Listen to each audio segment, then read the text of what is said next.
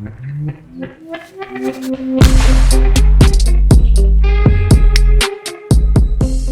right, let's go. The most underrated NFL player. So we talked about, overrated player last week. The most underrated player in the NFL. Lorenzo, can you start us off, please, sir? Yeah, hopefully he comes up. Hang on.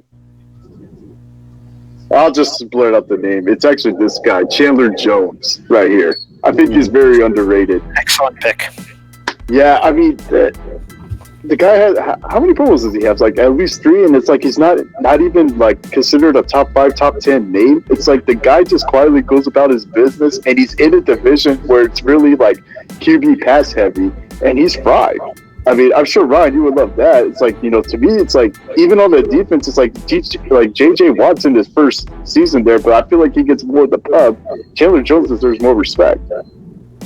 I can dig it. I definitely can dig it. I will say one thing that happened with him, that he loaded up on sacks in week 1, and then he had 5 sacks in week 1. He's only had 3 since, and then he missed time with COVID. So I think that might have something to do with it. But I definitely can see what you're saying, because it's not like this is his breakout season. He had like 15, 16 sacks with the Patriots, and so I definitely can see it. So I can vibe with that.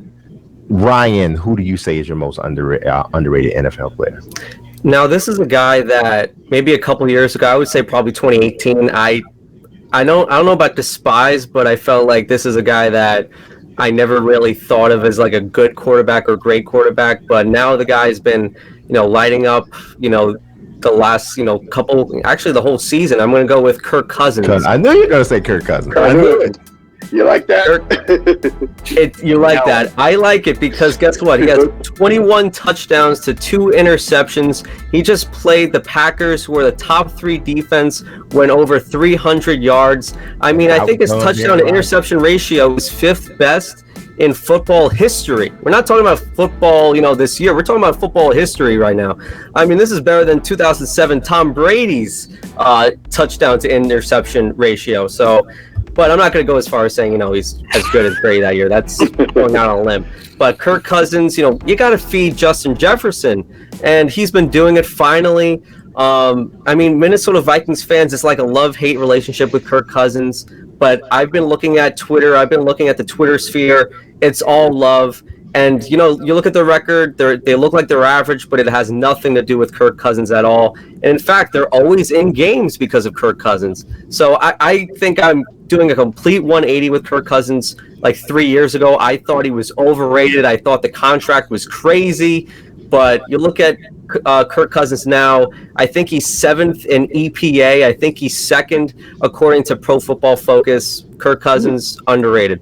I honestly think that was probably the most solid answer of the show today. I have to concur.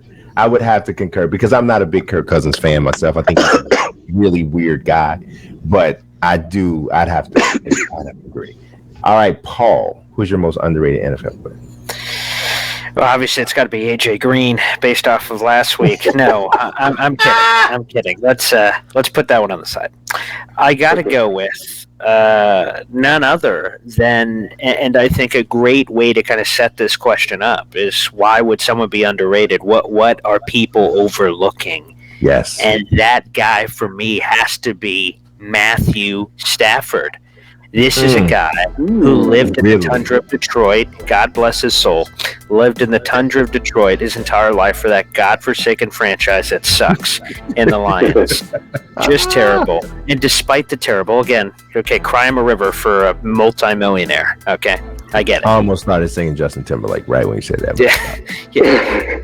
So, but you look at Matthew Stafford, man, and he just figured it out. You know what? I would too. Quadruple coverage, throw it up to Megatron. Good choices when he was there. But you know what? Then he gets his golden opportunity where it's kind of, most of our relationships in life, when we break up with someone, when someone asks us what happened, we say, oh, it was mutual. And they're like, okay. But here it seemed mutual between Stafford and the Lions.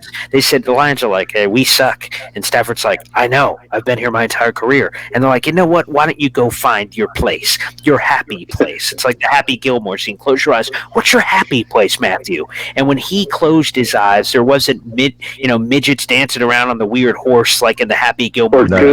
Or Kiss. For him, yeah, that's right, with a beer and the weird Gene Simmons thing. Like, no, when Matthew Stafford closed his eyes, he went like, I smell L.A. And he opened up his eyes, and it was the cologne of Sean McVay, because apparently they were both in Cabo at the same time. That was the dream for Matthew Stafford. And some people may say he is overrated because of all this recent pop and buzz, and they've had a recent level of downplay. But I am no prisoner of the moment. What I will say is he is an absolutely underrated player that has not gotten the love, the respect he deserves with the rocket launcher arm, a former number 1 overall pick, and finally he's on a team that is fit for his talents. And I know they're on a recent slump, but they're going to more than prove themselves when it counts in the postseason. So book that. Matthew Stafford will make sure you remember the name. I personally find that disgusting. I think he definitely is more on the overrated side. Just my personal thought. It's just me. Facts are facts. I don't know about that. Underrated Matthew Stafford. I don't know, but we'll see. My most underrated guy. Nobody I think we did have one defensive player mentioned. Chicago Bears middle linebacker Roquan Smith. Okay. Roquan Smith, in my opinion, is one of the top 3 middle linebackers in the league. Hasn't even, I believe, he hasn't even made a Pro Bowl yet. If you watch the Bears every day, every week, like I do, and some weeks it's tougher than others. It's been pretty tough lately.